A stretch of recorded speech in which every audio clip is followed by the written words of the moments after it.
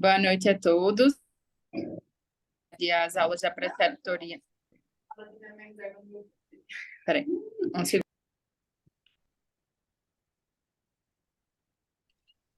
Pronto. Boa noite a todos. Dando continuidade às nossas aulas da preceptoria 2023 de nefrologia da escola.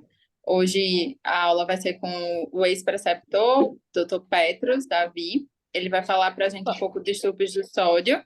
Essa aula a gente Obrigada. achou melhor dividir. Então, vai ter uma parte hoje e outra amanhã. Obrigada, Petros, mais uma vez, por colaborar aqui com a gente. Obrigado, Lu. Obrigado a todos, pessoal. Me sinto muito honrado de participar desse momento com vocês, frente a todas as aulas que vocês têm, né, ao longo do ano e com tantos professores, tantas figuras assim tão importantes. E eu me sinto assim muito honrado por ter dedicado esse tempo, né, para falar para vocês. E é um tema bastante complexo, né, dos distúrbios de sódio. Então, deixa só eu colocar aqui para compartilhar.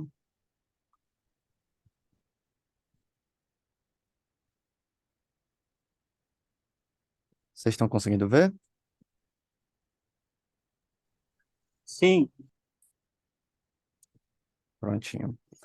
É, A qualquer momento, pessoal, se vocês tiverem alguma dúvida, podem me interromper, podem perguntar, tá?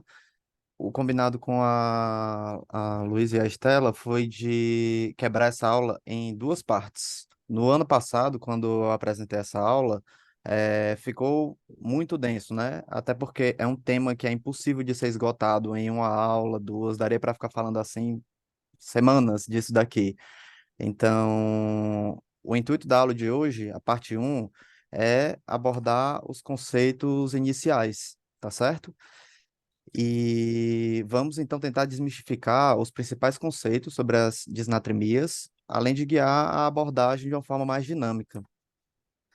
Nessa primeira parte, vou falar da impressão sobre o tema, a diferença entre os distúrbios do balanço de água e do balanço de sódio, lembrar alguns conceitos, né, como osmolaridade, tonicidade plasmática e os principais determinantes da concentração plasmática de sódio. Na segunda parte, que vai ser na quinta-feira, dia 22, nós vamos falar realmente da abordagem do tratamento. E por que é que as disnatremias são um tema tão complexo, que gera tantas dúvidas, né? Primeiro, porque tem muitos conceitos olá, que boa se noite. sobrepõem, Isso. como hipovolemia versus desidratação, os distúrbios de água e o que é um distúrbio de sódio. E por causa disso, gera uma confusão muito grande, né, entre as pessoas, desde a graduação até. Além disso, é um tema muito extenso, com muitas fórmulas matemáticas envolvidas, e principalmente na hiponatremia, devido a múltiplas etiologias, um algoritmo de investigação gigantesco, e os tratamentos que eram propostos tradicionalmente, que nós aprendemos muito na graduação, possuem muitas limitações e vem se modificando porque nada é exato, né? Quanto mais nós vamos lendo sobre esse tema, mais vemos que é um poço sem fim e que não é algo tão simples o quanto pegar e calcular o que é um distúrbio, quanto é que eu tenho que dar de água e pá, resolver o problema. Tanto que, como vocês podem ver por esse fluxograma, pelo amor de Deus, né? O intuito não é que vocês leiam o que tem aí, senão o doutor Lúcio vai me matar, né? A avaliação vai lá para baixo já no que é um slide poluído. O intuito é apenas mostrar que, olha só, o fluxograma para investigar a hiponatremia de acordo com o up-to-date. Então, mais uma vez, é impossível esgotar esse tema, mesmo na próxima aula que foca mais na hiper e na hiponatremia. Então, podemos utilizar esse tempo melhor para poder tentar, pelo menos, esclarecer melhor os conceitos e fazer uma abordagem mais dinâmica, tá certo? Os três pilares dessa primeira aula vão ser lembrar essas três figuras aqui, né? O ADH, o sódio e a água. Começando por esse caso clínico para mostrar como alguns dos conceitos que nós temos muitas vezes se confundem. Um homem de 70 anos com antecedente de Alzheimer, dependente para BVDs e AIVDs, é trazido ao pronto-socorro do Hospital São Paulo, na época que ele existia, né, por familiares com queixa de náuseas e vômitos há cerca de 2 dias. Ao exame físico, ele apresentava turgor e elasticidade da pele reduzidos, com uma pressão de 80 por 50 milímetros de mercúrio, uma média de 60, tinha uma frequência cardíaca de 110, um tempo de enchimento capilar de 4 segundos, discretamente aumentado, uma frequência expiratória de 20 incursões por minuto e estava confuso, perdia pontos no Glasgow por isso. O restante do exame não tinha outros comemorativos. Foram solicitados exames que evidenciaram uma creatinina de 2,8, não sabiam referir à função renal prévia do paciente. Ureia e hemograma estavam faltando no Hospital São Paulo naquele dia. Potássio de 3,2 e um sódio de 160. Como é que está o sódio total desse paciente? A concentração aqui plasmática de sódio estava de 160. O paciente está desidratado, ele está hipovolêmico, e tem diferença entre uma coisa e outra. Alguém quer dar alguma opinião sobre o caso? Se passar alguns segundos aí no silêncio, eu vou encarar como se eu pudesse avançar. Vamos nessa então. Ó. Relembrando alguns conceitos, tá? Água corporal total. A água corporal total em adultos, ela se distribui dessa forma, tudo muito aproximado, né, pessoal? Lembrando, isso daqui depende da população, depende da idade que nós estamos vendo, nada é uma fórmula matemática perfeita. Mas, aproximadamente, o conceito disso, o consenso é de que em homens jovens, a água corporal total representa mais ou menos 60% do peso, em mulheres jovens, mais ou menos 50% do peso, em homens idosos, 50%, mulheres idosas, 45%. A distribuição disso é de aproximadamente 2/3 ficar no fluido intracelular, 1/3 no extracelular, e do extracelular, 1/4 vai ficar dentro do vaso, 3/4 no interstício, tá bom? Como nós podemos ver pela figurinha aqui, para ficar uma coisa mais visual. Utilizando, por exemplo, um homem jovem de 70 quilos, temos que a água corporal total, que vai ser 0,6 vezes o peso, dá 42 litros, e esses 42 litros se distribuem da seguinte forma: 28 litros vão ficar no intracelular, aproximadamente 10 litros no interstício, 3,5 litros no intravascular. E até um spoiler, né, dessa pergunta que, para quem já rodou comigo na UTI do DEMED, eu gosto muito de perguntar. A osmolalidade extracelular é uma coisa que muitas vezes nós sabemos dizer de sopetão ali. Quanto é que é a osmolalidade normal, mais ou menos? 280. Isso daí as pessoas sabem responder com uma tranquilidade. Mas quando eu pergunto, e quanto é a osmolalidade dentro da célula? Muitas vezes a pessoa trava, por quê? Ué, nunca tinha parado para pensar quanto é a osmolalidade dentro da célula. Mas lembrando, pessoal, a concentração das coisas que existem, assim, a massa de solutos que existe dentro da célula é totalmente diferente do que existe fora da célula. As membranas celulares, elas são impermeáveis à passagem de íons, né? O que elas passam apenas quando tem canais, por exemplo, ou entre as células, né? A depender do tecido. Mas é livremente permeável à água. Então, por mais que a massa do soluto seja diferente, a água flui livremente de acordo com a tonicidade, e por causa disso, é para ser igual a osmolaridade dentro e fora da célula. Não é para. Se existe alguma diferença, rapidamente isso daqui se equilibra. A água flui do compartimento que tem uma concentração menor para uma que tem maior concentração, tá bom?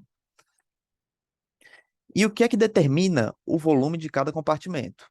Porque, como foi falado anteriormente, né, tem mais volume no extracelular, ou no intracelular do que no extracelular. Por quê? Porque dentro da célula tem uma massa muito maior de potássio, de fosfatos orgânicos e macromoléculas como ânions e outros solutos que acabam puxando aquele excesso de volume ali para lá, para dentro da célula. Enquanto o que determina principalmente o volume do fluido extracelular é o sódio e os ânions que o acompanham, como o cloro e o bicarbonato. Lembrando que a água vai fluir livremente.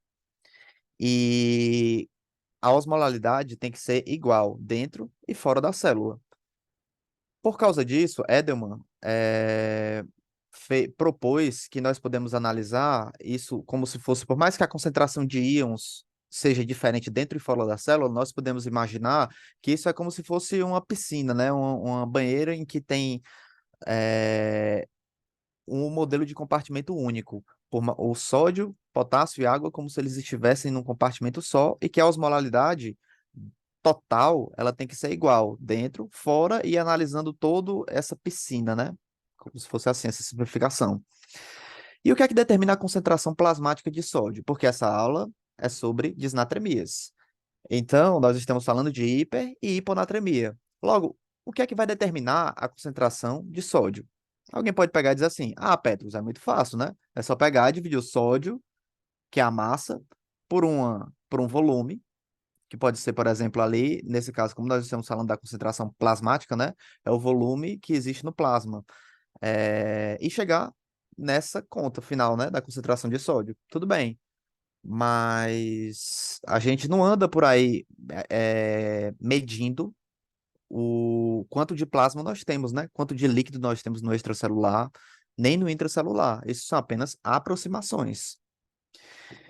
E é uma coisa, mais uma vez, também que eu gosto de falar quando a gente está na UTI, não é apenas o sódio que vai influenciar na concentração plasmática de sódio, e sim o sódio e o potássio. Por quê? Voltando, a concentração de sódio no extracelular é de aproximadamente 140, certo? A concentração plasmática de sódio é mais ou menos 140. E quanto à concentração de potássio?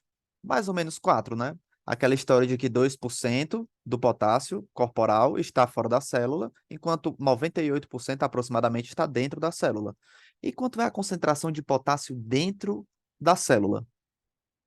É aproximadamente 140, assim como a de sódio, porque é quase que irrisória a quantidade de sódio que existe dentro da célula, menos do que 11%, dependendo da idade, né? Mais uma vez, da população que está sendo analisada, do sódio está dentro da célula. O restante, a grande maioria, está no extracelular. Logo, a concentração de sódio fora da célula é muito similar à concentração de potássio que existe dentro da célula. Por quê?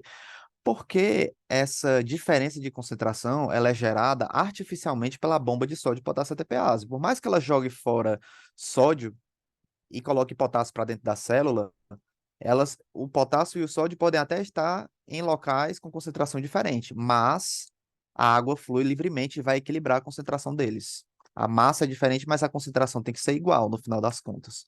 Então, é, por causa disso, que é a soma do sódio e do potássio corporais que vão influenciar na concentração de sódio, tá bom? Eu já volto para essa figura para poder explicar melhor. Esse é o modelo proposto por Edelman, em que, em vez de você analisar cada compartimento separadamente, como é o clássico, né? Em que vai ter mais potássio dentro da célula, mais sódio do lado de fora, tanto no intestino como no plasma, com um pouquinho de potássio só aqui do lado de fora, muito potássio dentro. Embora a massa de cada eletrólito seja diferente por compartimento, a concentração do eletrólito dominante no compartimento tem que ser igual à concentração no modelo do compartimento único. Então, como a osmolaridade, a osmolaridade, quando nós calculamos, né, no plasma, ela vai ser aquela história: duas vezes a concentração de sódio, mais ureia dividido por 6, mais a glicose dividido por 18.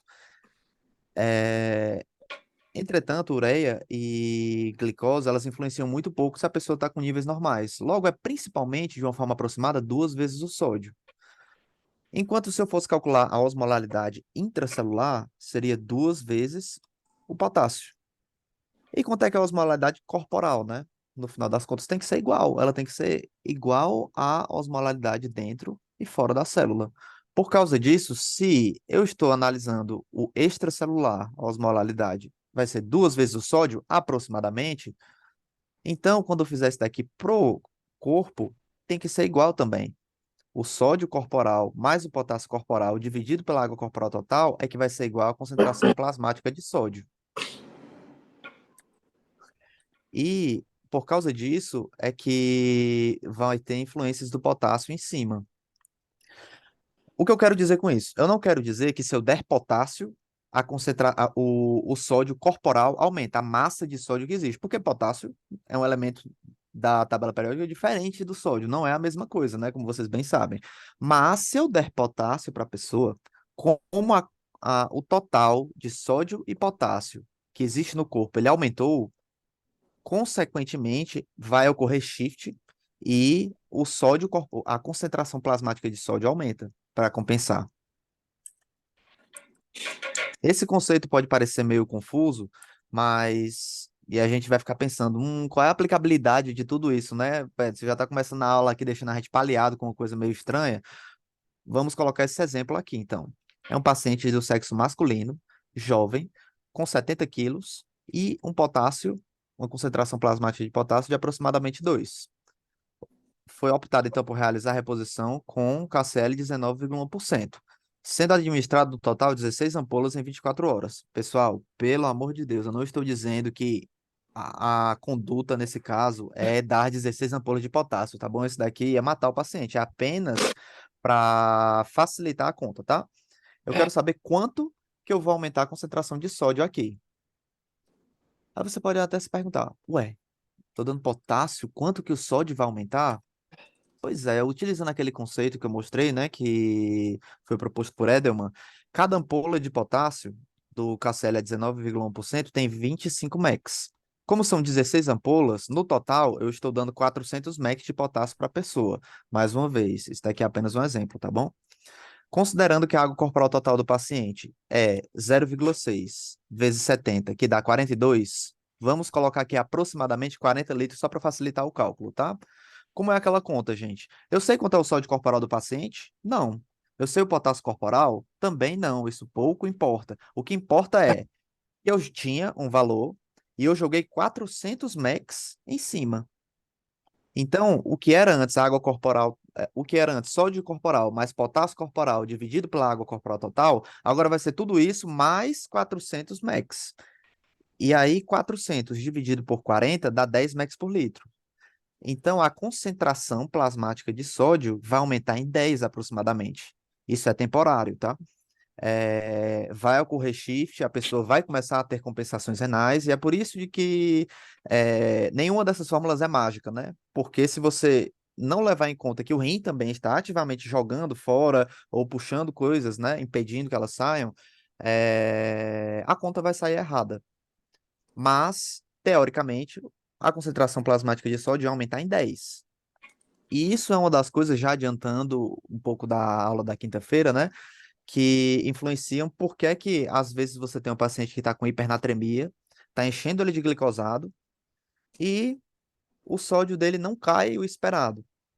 Por quê? Porque se você estiver dando potássio para o paciente, o potássio vai estar contribuindo para a concentração plasmática de sódio aumentar, se manter elevada. E aí a sua conta sai errada. E a conclusão disso, pessoal, é de que repor KCl aumenta a concentração plasmática de sódio. Eu mostrei uma explicação meio matemática para vocês, né? A explicação utilizando uma análise mais fisiológica seria desse jeito. Na hora que eu dou potássio, né? O KCl vai se dissociar e o K+ vai fazer shift com o sódio, o potássio, o sódio e o H+ intracelulares, principalmente sódio. O cloreto acompanha o potássio para dentro da célula, levando a entrada de água por causa disso, para o intracelular. E esse H+, que foi jogado para o lado de fora, ele vai reagir com o bicarbonato, vira água e CO2. E, consequentemente, a concentração de sódio aumenta, por causa desses shifts que acontecem em alterações de água, tá bom?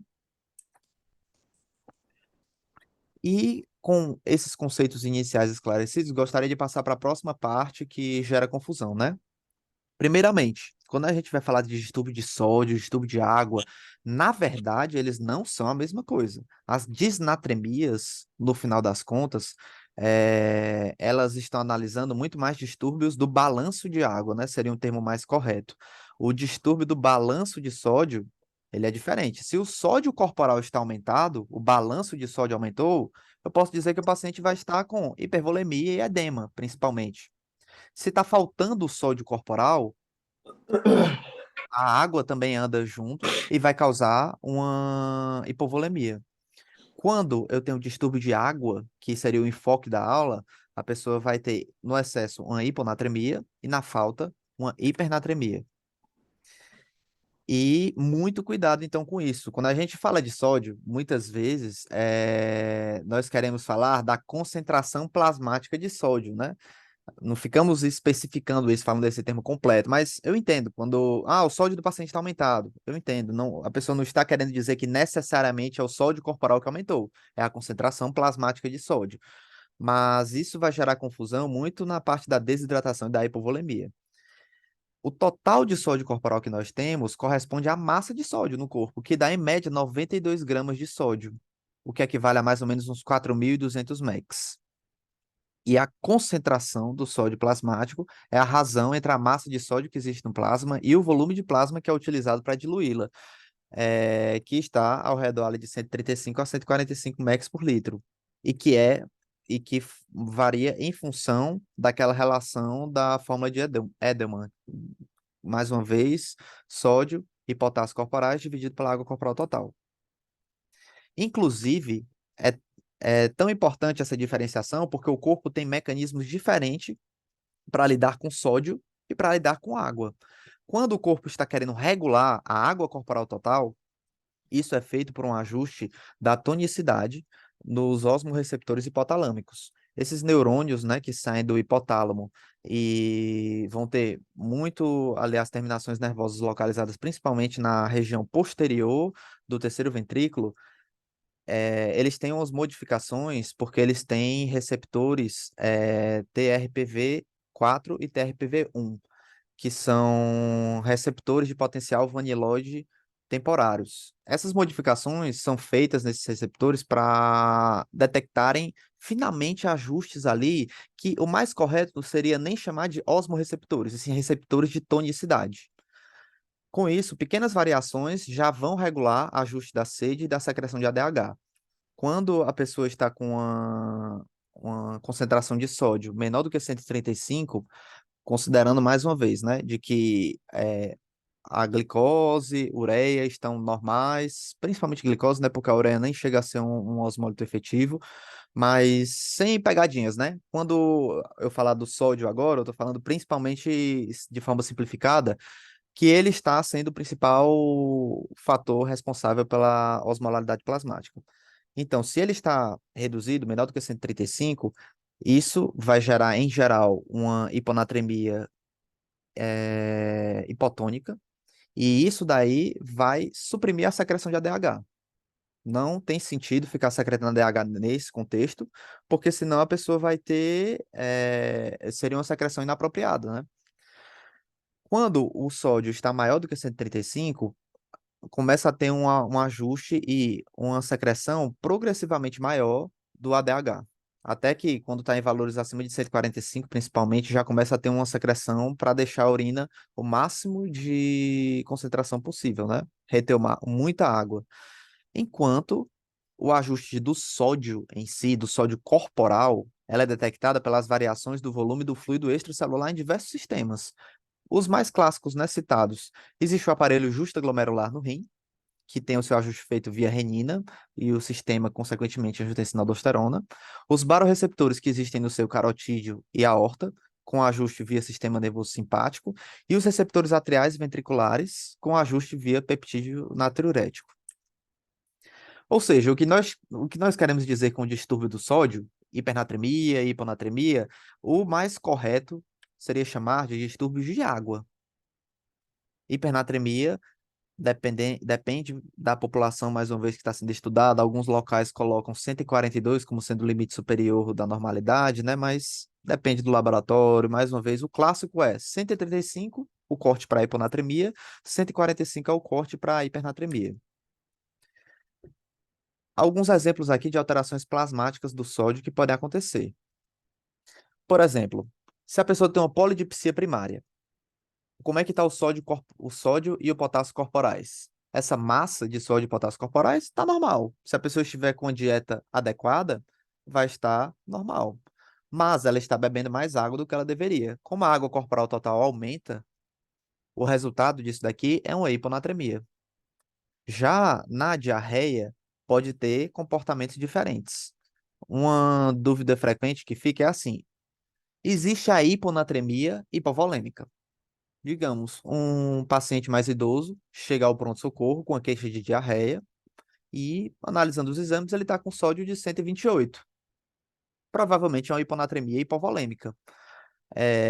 Mas e se esse idoso não tivesse acesso à água? Se ele, por exemplo, chegasse tivesse aquele paciente que eu dei no exemplo lá no começo, tivesse com a redução da ingesta, diarreia, nada impede que ele chegue, por exemplo, com hipernatremia.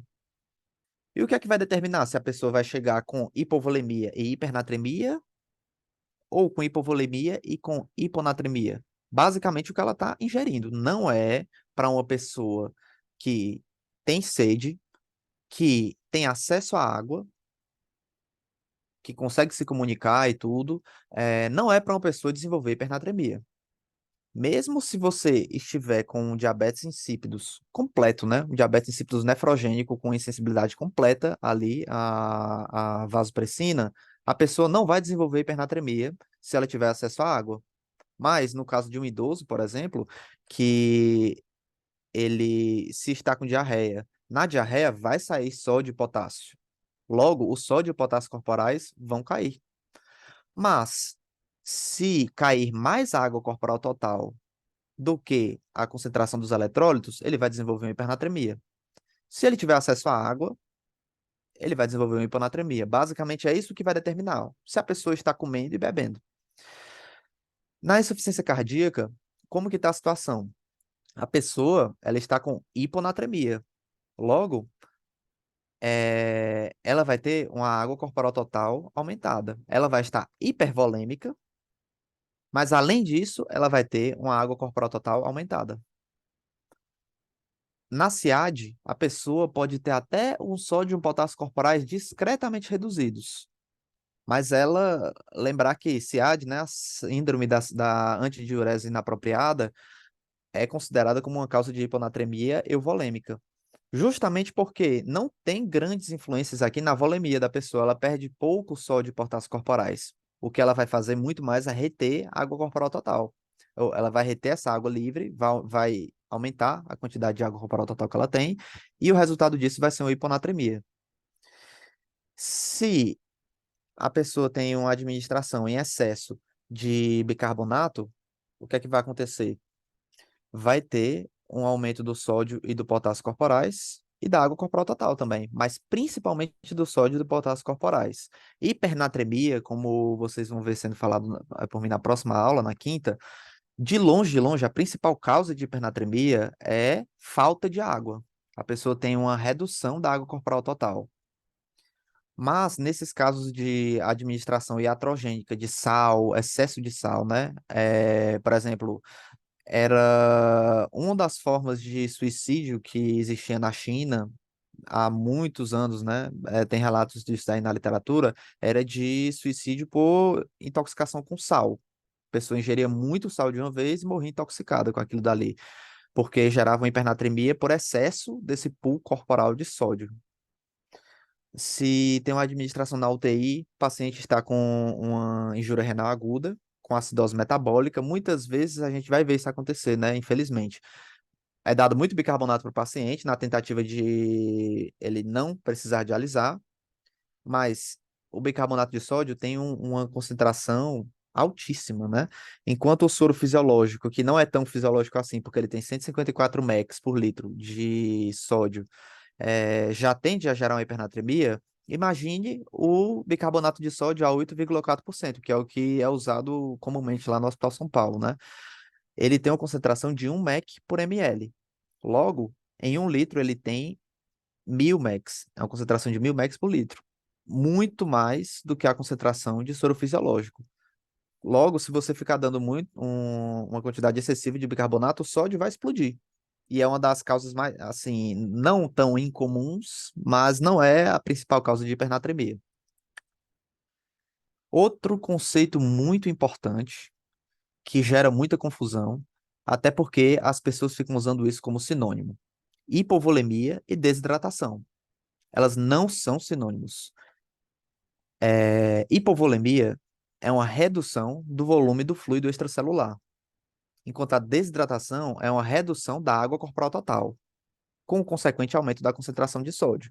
Logo, quais são os sinais no exame físico que nós vamos ter de um paciente que está com hipovolemia? Turgor-elasticidade da pele podem estar aumentados, pode ficar hipotenso, confuso, principalmente esses sintomas de hipovolemia vão gerar uma redução da perfusão, né? Vai ativar aquelas respostas que eu falei antes, do sistema nervoso simpático, sistema renina, angiotensina-aldosterona, tudo isso no intuito de reter mais sódio e água, tentar expandir o extracelular. A pessoa vai se apresentar taquicárdica, pode ter uma redução ali da diurese, porque começa a ter uma secreção da DH, né?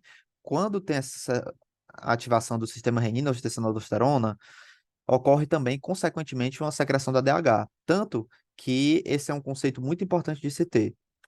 Só existem duas situações em que a secreção da DH é apropriada. A mais comum, a que nós falamos principalmente, né? Que é a secreção por tonicidade, por causa daquela regulação dos osmorreceptores, e por redução da pressão arterial efetiva. Quando tem uma redução de mais do que 15% do volume extracelular, né, ou do volume arterial efetivo, começa a ter secreção de ADH também. Por quê? Essa é uma outra pergunta que muitas vezes as pessoas sabem dizer, porque a pessoa secreta o ADH, sabe dizer que isso vai acontecer. Sim, secreta ADH, tanto que existe a hiponatremia hipovolêmica, ó, como nós falamos antes. Mas não sabe por quê. Na verdade, não é porque o corpo está tentando reter água ali. Essa água que vai ser retida pela secreção de ADH nesse contexto, ela não vai conseguir manter uma perfusão adequada, porque ela é uma água livre de eletrólitos. O que mantém o volume do fluido extracelular não é essa água livre. A água livre, em geral, vai se distribuir muito mais para o intracelular. Se eu dou glicosado para alguém, por exemplo, que é um fluido que não vai ter sódio nem potássio, vai ter um pouquinho dessa água aí que vai para o extracelular? Tem. Um terço desse volume vai. Mas a maioria vai para o intracelular. Logo, por isso que a gente não expande um paciente que está séptico, por exemplo, com glicosado. A gente vai dar alguma coisa que tenha sódio, né? Então, você tem essa alteração por causa do fluido extracelular. Já no paciente que está com desidratação, nessa questão da diarreia, por exemplo, como nós citamos, são conceitos diferentes. Muitas vezes a abordagem das pessoas, quando está falando isso daqui, é achar, mas voltando, né, para aquela questão, que o corpo secretou ADH para tentar reter água. Não foi por isso. É porque o ADH, como é o outro nome dele, né, além de ser hormônio antidiurético, é a vasopressina, porque ela também atua causando vasoconstrição generalizada. Então, o corpo, na verdade, naquele momento, ele está pagando um preço.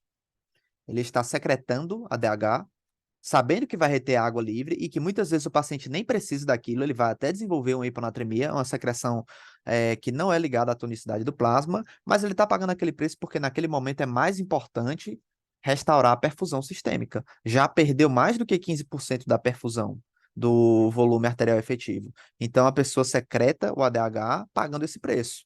Tanto que isso é um dos motivos porque uma injúria renal aguda pré-renal, nós esperamos que se fosse apenas uma pré-renal, ou como o Cadigo vem recomendando mais recentemente, né, que a gente evite usar esse termo pré-renal e use mais uma injúria renal aguda que seja volume responsiva, né, associada à hipoperfusão, à hipovolemia, o esperado se o paciente está oligúrico, é uma, entre aspas, né, pré-renal, se eu expandi-lo adequadamente e restaurar a volemia, o paciente vai urinar, vai aumentar a diurese e vai sair da oligúria, e isso vai ser rápido. Por quê? Porque cessa o estímulo para a secreção não osmótica do ADH e, naquele momento, os osmorreceptores detectam: opa, olha só a concentração de sódio, tá baixa, para de secretar o ADH totalmente. Naquele momento, a urina que começar a ser produzida vai produzir uma urina que é totalmente diluída, vai estar com uma osmolaridade bem reduzida. Se não tiver tido uma injúria tubular aguda, foi mais uma vez apenas uma questão hemodinâmica, não teve um dano mantido tubular, ele vai ter sim a capacidade de diluir a urina até ficar com a osmolaridade ao redor de 50 a 100 miliosmóis por quilo. Logo, vai encher o saco coletor de urina. É aquela, quando o nefro passa, né, na sala de emergência, deu volume, e o paciente, opa, encheu o saco coletor, que fica todo mundo com aquele sorrisão, né? Então, essa secreção do ADH é principalmente por isso. Quando nós temos uma secreção do ADH que não é ligada à tonicidade e nem é ligada à volemia, é que nós dizemos que é uma secreção inapropriada de ADH, que vai ser falado mais na próxima aula. Então, muito cuidado com esses conceitos, pessoal, da hipovolemia e da desidratação. Eu vou já dar um exemplo aqui do que nós vamos fazer. A aplicação no conceito do ganho de fluidos. Para vocês verem essa questão da hipovolemia, né, desidratação. Se eu der 1 litro de glicosado para alguém, aproximadamente 666 ml vão para o intracelular, 333 ml vão para o extracelular, e desses 333 ml que foram para o extracelular, 250 ml vai ficar no fluido intersticial e apenas 83 ml vai para o compartimento intravascular. Logo, por isso que a gente não expande paciente que está hipovolêmico com glicosado. Porque, olha só, vai ficar 333 ali no extracelular e disso 83 ml vai ficar no intravascular, com 1 litro de volume que você deu. Logo, o oposto também, a situação contrária, é verdade.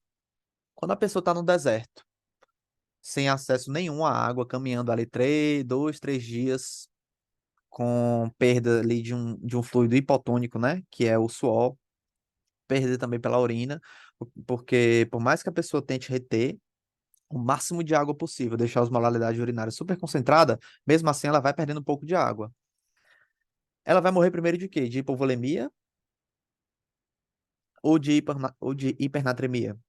Hipernatremia. Ela não vai conseguir perder o bastante ali para ela ter um choque hipovolêmico. Geralmente ela vai morrer antes de hipernatremia. Para vocês terem uma ideia, nessa questão aí do deserto, é preciso que a pessoa perca 3 litros de água livre para equivaler a uma perda de 1 litro de soro fisiológico no fluido extracelular. Portanto, muito cuidado. Desidratação dificilmente vai levar a sinal de hipovolemia, exceto em caso de perdas graves. O que é que acontece, então, com muita frequência? Pronto-socorro, UTI, em todo canto, né? Nós somos chamados para avaliar um paciente e quando chega lá, ele está com hipernatremia. Se não tiver bicarbonato, soro, essas coisas assim, em excesso envolvidas, eu posso dizer com certeza uma coisa: esse paciente está desidratado. Eu posso não saber como é que está o status volêmico dele, se ele está hipovolêmico, euvolêmico, hipervolêmico, isso daí não dá para você dizer só pela concentração plasmática de sódio, mas você pode dizer que ele está desidratado. Então, precisa dar glicosado para o paciente, né? Você precisa aumentar o aporte de água livre para aquele doente. Já se você chega, o paciente está com hiponatremia, com hipovolemia, o pessoal diz daquela forma, né? Ah, o paciente está com hipovolêmico, está desidratado. Eu resolvi deixar um soro fisiológico para ele. A conduta foi errada? Não. A conduta no paciente que está hipovolêmico é dar volume para ele mesmo, né? Se possível. Agora, ele não está desidratado, porque a desidratação não, é uma perda desproporcional de água comparado com sódio e potássio corporais, tá bom? Muito cuidado, então, gente, especialmente vocês. Não tem problema uma pessoa, por exemplo, que está aprendendo na residência de clínica ou então em outras especialidades, né? Usar, assim, confundir esses termos de hidratar, expandir, hipovolemia, desidratação. É comum. Muitas vezes as pessoas, dá para a gente entender o que a pessoa está querendo dizer ali. Mas não podemos utilizar isso daí como se fosse sinônimo. Dizer que o paciente está desidratado e por causa disso eu deixei um soro fisiológico para ele, não está correto.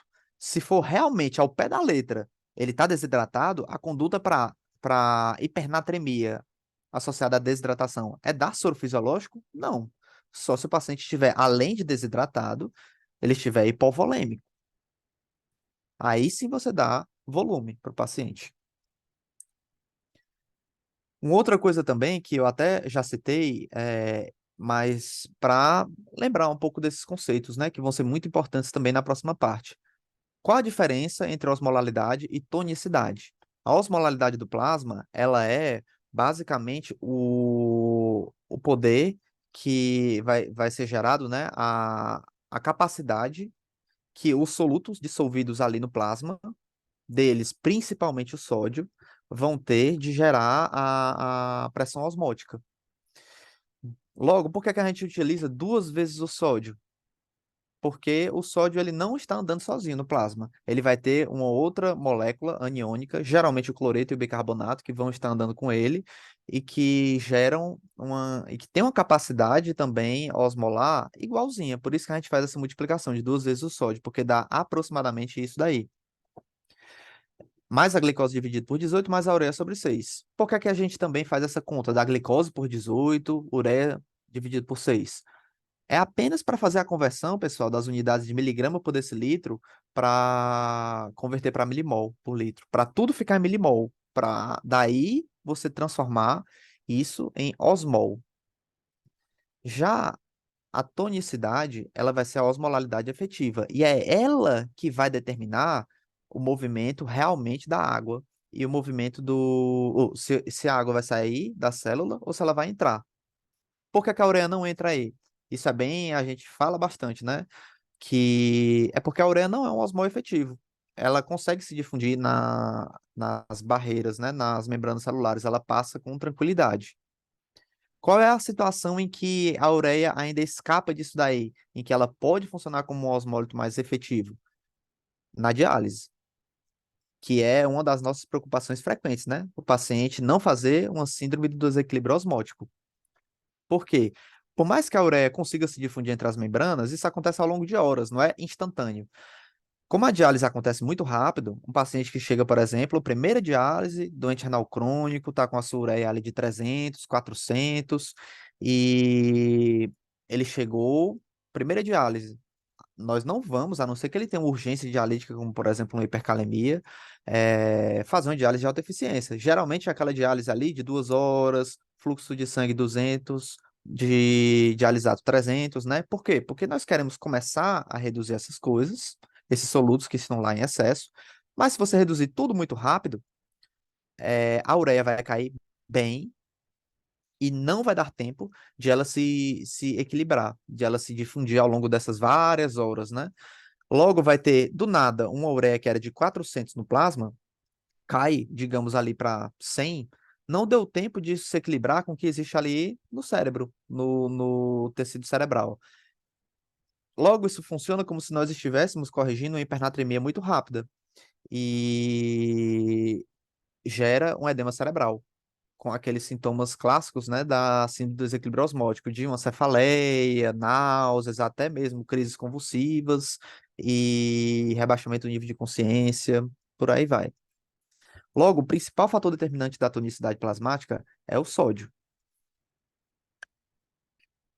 Uma outra coisa muito importante aqui na concentração do sódio é a glicemia. Lembrar que para cada 100 miligramas por decilitro acima de 100 na glicemia, a concentração do sódio cai em aproximadamente 2. Podendo, dependendo da literatura, né, variar de 1,6 mais antigamente até 2,4.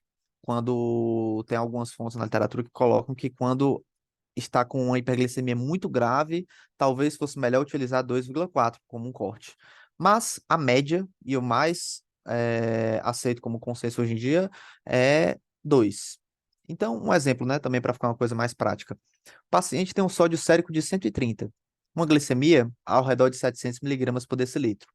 Como é essa conta, então? 100 acima de 100. Logo, 700 menos 100 vai dar 600. Dividido por 100 dá 6. Isso daqui, vezes 2, dá 12 mEq por litro de sódios reduzidos devido à hiperglicemia. Logo, a concentração de sódio corrigida é de 142.